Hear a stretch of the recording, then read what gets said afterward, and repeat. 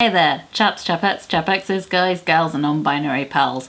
It's so cool to see you. Drag along with me. I'm gonna start off with my Glow Iridescent Primer from PS, which is Primark's makeup brand. It's still quite bizarre to me that Primark are like a genuinely good makeup brand. I'm gonna mix the Glow Primer, which I've put on my main highlight zones, with some Max Factor X Primer. It puts a thicker layer of protection on, which when you're doing drag style makeup is what you want. I figured I would do my rainbow face, which I did for Pride last year, possibly, year before last. What is time? We're on quarantine time zone now. Anything that happened longer ago than this morning is lost in the mists of time forever. Primer done, we're going to put on some foundation. This is Maybelline New York Superstay 24-hour full coverage foundation. For the majority of people using day-to-day makeup, it is 24-hour full coverage. For drag, it just about suffices. For those of you who are completely new to the world of makeup and drag, hey, I'm so glad that you're here. Generally, the order is primer all over face, foundation all over face, concealer in specific targeted zones. And that is so that you can start building up the illusion of contour. You may say, hey Vander, why are you using a makeup brush instead of a sponge, as I have seen many makeup tutorial people do? And the reason for that is because sponges give me RSI. I'm very paranoid about carpal tunnel syndrome because my mum had it and had to have an operation on her wrists. And I used to work as a medical secretary, which meant a lot of typing every day, and I still do a quite computer heavy day-to-day life. Brushes put less strain on my wrist than sponges, so that's why. Foundation is on. We are now going to use a combination of concealers, including Collections Lasting Perfection, the NYX Wonder Stick, NYX HD Studio Photogenic Concealer, and Kryolan Super Color White. We're going to use a combination of these to start building up an illusion of contour. The first thing is getting the white down, because the color is obviously going to be far more vivid and pop far more if we have a strong white base. Why did I do foundation all over my face if I'm just going to go in with white grease paint as well? Again, skin protection, it's just not very good for your pores because it's quite thick and it doesn't breathe. Does mean that it stays on forever, but it also is effectively just putting a load of oil on your face, which you don't necessarily want. It also helps make it a more human colored white, if that makes sense. It makes you look like you are a very pale white, but still conceivably a human face, rather than I have just painted my entire face white. I'm just gonna blend out some of this white, and I have put the white at the areas of my face that for a masculine look I want to highlight, which are my cheekbones, my jaw, my chin, my upper lip, my nose, and the brow bone. Not very obvious at the moment because I'm just doing white, but when I go in with a little bit of the Wonder Stick, you will see what I mean.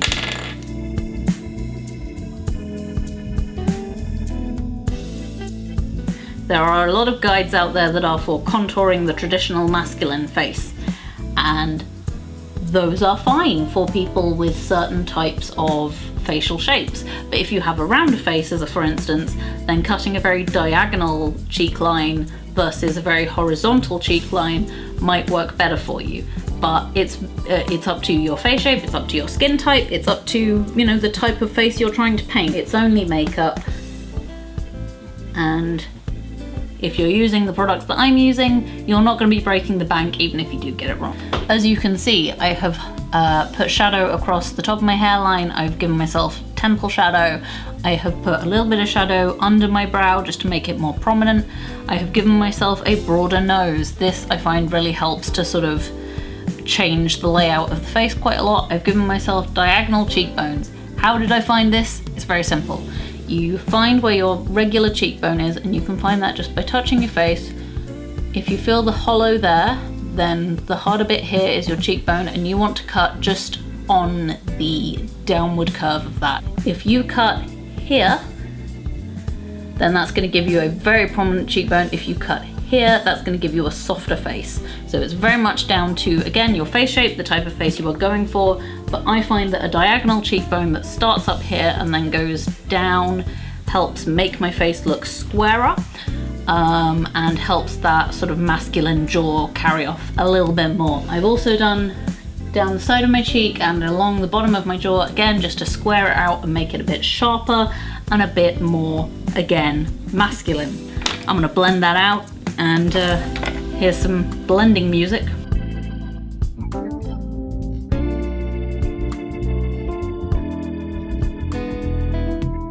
Where have I put? Ah, there we go.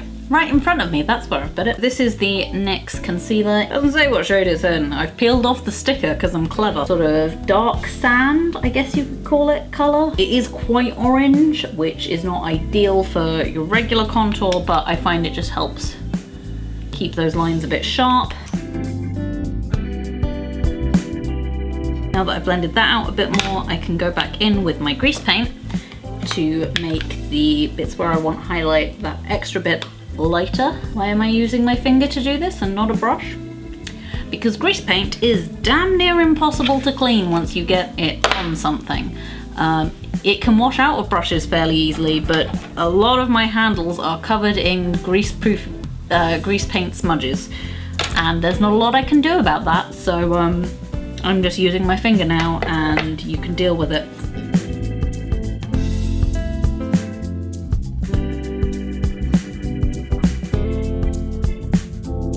At the moment, I'm looking pretty ghastly, but when I start adding colour in, this is going to explode. First thing I want to do is eyebrows. I found great joy lately in doing eyebrows the same colour as I've dyed my hair. Sometimes it's blue, sometimes it's green. We're gonna go green. I have, for starters, the Paint Glow Me Up UV paint stick.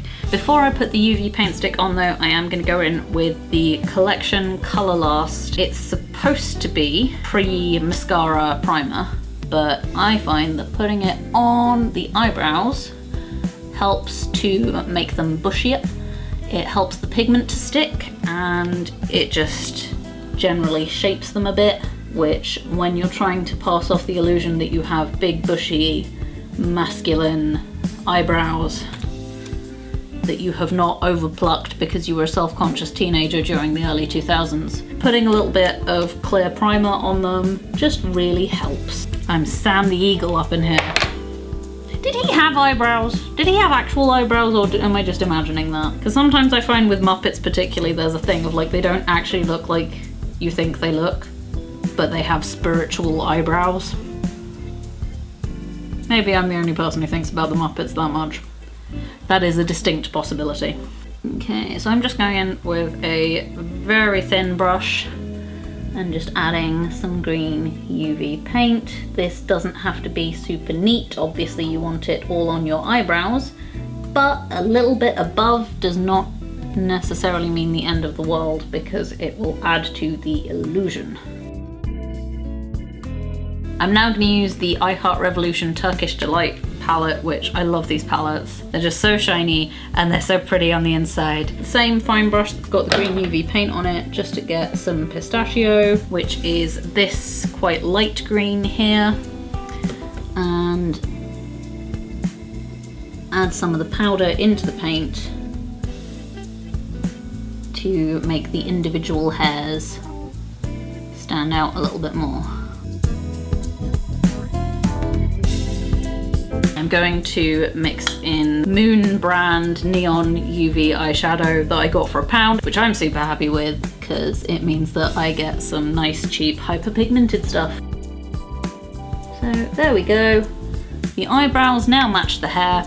Something I have found I really like. I think it just makes the face pop a little bit more. When I had blue hair I used to do it, but with a different colour. If you remember back in your art lessons at school, you would probably have been taught about colour theory and complementary colours. I find that putting a complementary colour under the eyebrow helps everything pop. It doesn't need to be a big amount of it, it just is a little bit, and it just helps break up the face a little bit more. So because I am using green, the complementary colour for green is red. The easy way to find it, if you don't know colour theory, is if you are using a secondary colour, so green, purple, orange, then whichever primary colour, red, blue or yellow, did not make that secondary colour, that's the complement. So blue and orange go together, green and red go together, and purple and green go together. No, purple and yellow go together. I know colour theory, but saying it out loud is cumbersome. From the Turkish Delight palette again, I'm going to go in with Pomegranate, which is a nice sort of semi-glittery pink. It's not super vibrant. And just put a tiny amount under the eyebrow.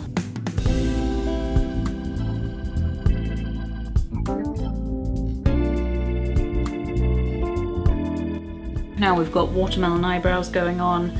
I'm also going to put a little tiny bit, and this might be a terrible mistake, but we'll see.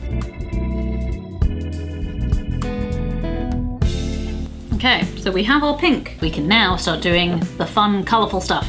Yay! The easiest way I found to do that is to go in with red and then go through the spectrum down to the cheekbone. The red is also going up by the hairline, which is just helping that pink stand out more. This is a Essence lip liner, but guess what? Turns out words are just words, and you can absolutely use a lip liner for doing your contour with. I'm now going to use this infallible orange impact stick slash blush. It is specifically Tangerine Please shade, and I'm just going to use that to fill in the rest of the temple and start bringing that down towards the brow. Obviously, as we're going to blend all of the colours that we put down together, try to make sure that it doesn't end at like one specific zone. So if you've got like the line over the head and then the temples, don't have the red end where the temple begins and sort of carry the red into the temples. It just helps it be more of a smooth blend rather than like blocky. This is the bit I use this on, this is the bit I use this on. But that's just the look I'm going for. If you can find a way to make that work, then absolutely make that work for you. Now I'm going to go back into the Turkish Delight palette and using a placement brush, which is one of these ones that has a firm bristle, I'm going to put down some of the I like the lemon, but it's a very loose glitter. I'm going to put down Bizarre first, and then we can go back and put lemon on top just to make it extra yellow. It is yellowy, it's just not quite yellowy enough. To save the day, we have another moon eyeshadow. This is a yellow UV eyeshadow, and boy is it bright. So I'm gonna pop some of that in as well. Gonna put a little bit down into the cheekbone and a little bit under the brow there. Our placement brush is now very yellow, which I don't mind. We now need some green again, and I'm going to use the UV stick wherever that's gone. 90% of getting in drag is just wondering where you put the thing you just had 5 seconds ago.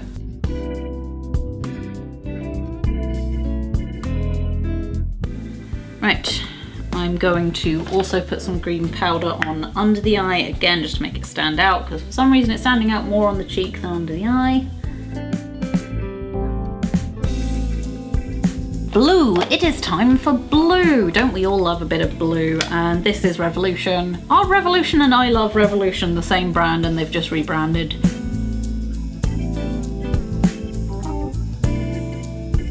I should pay more attention to these things, but I don't.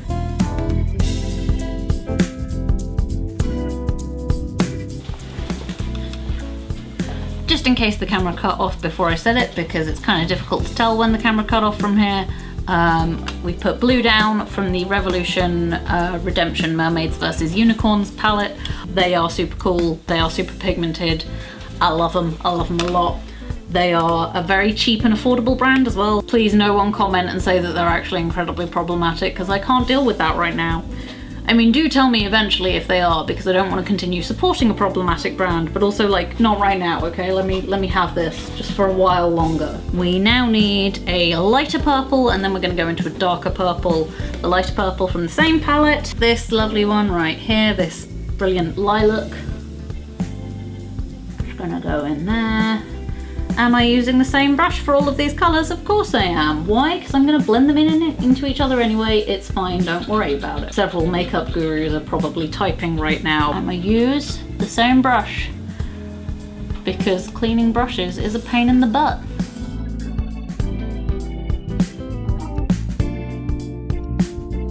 So we have some of the light purple down, and now here is where the real fun starts. This is the Maybelline Vivid Hot Lacquer. It's supposed to be a lip lacquer, but I find that wearing it as a lip lacquer is very uncomfortable because it's super thick and like painty.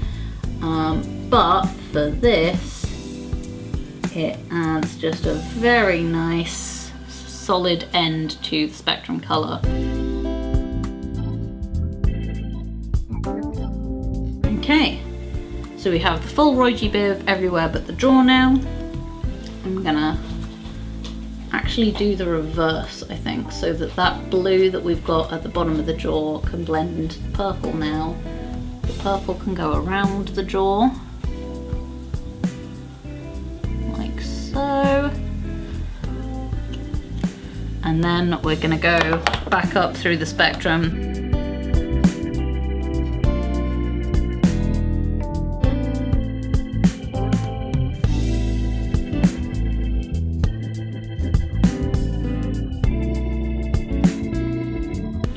Then we have the red lip liner to just do the iconic butt chin, because it's just not a Roddy Jodphurs look if you don't have the butt chin.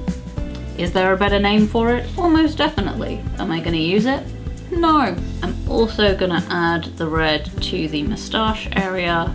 We're not going to do a full facial hair just yet, but don't you worry. That will come. This is what's going to help the moustache look a little bit more vibrant when it happens, but don't worry, we'll get there. Now it's time to blend.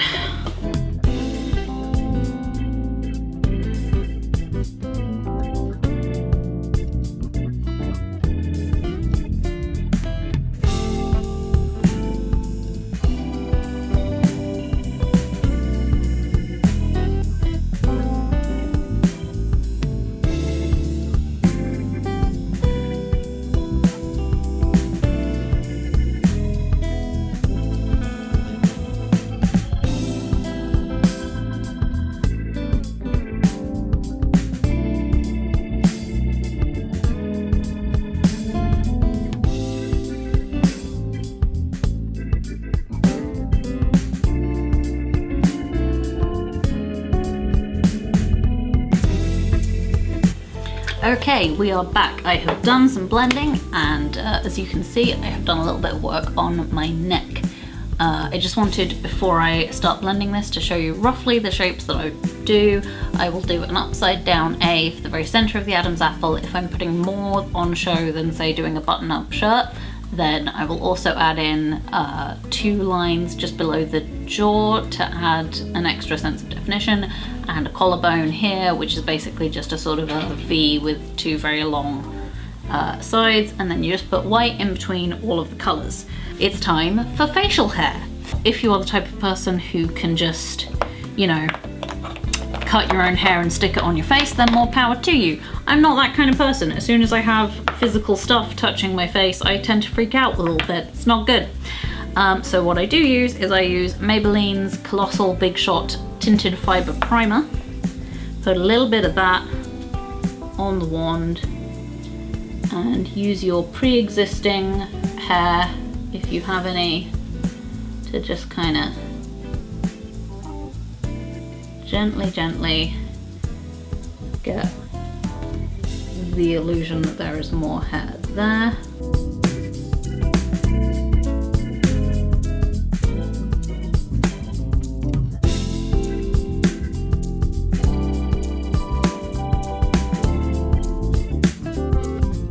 There we go, we have some hair.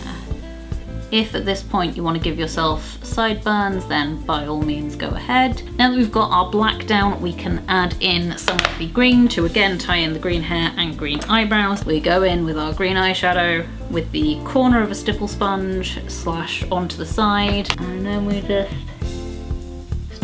stipple, and it creates the illusion of stubble. Now this powder does come out quite light, so what I'm probably gonna do is go in with one of the other darker greens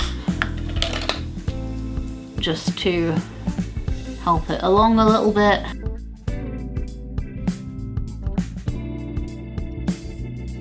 You can use a cream color and a very fine brush and draw some individual hairs. And if they're not showing up, then you can go in with a lighter powder over the same bits that you've just drawn on, and the powder will stick to the cream. I found that a combination of these techniques helps to create the illusion of 3D facial hair without having to have anything stuck on your face. I'm gonna blend out my neck and add some more paint to my chest, and then I'll see you back here in a second. So here we are, the completed look. I have sprayed my hair, stuck on a shirt and a jacket, and yeah, this is Rainbow Pride, as you can imagine. Takes a little while, but I think it's worth it. Let me know what you thought of this. If you'd like to see me do more of these looks, if you'd like to challenge me to a makeup look, I'm super up for that. And yeah, let me know what you think. Comment, subscribe, all that jazz, because I love making stuff and I hope you like watching it. That's it for today, but until next time, I will see you around. Mwah.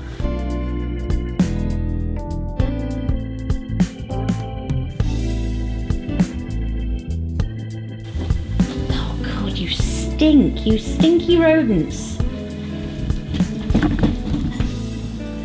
Stinky. Stinky, you should be shamed for your stinkiness. So stinky. Blech.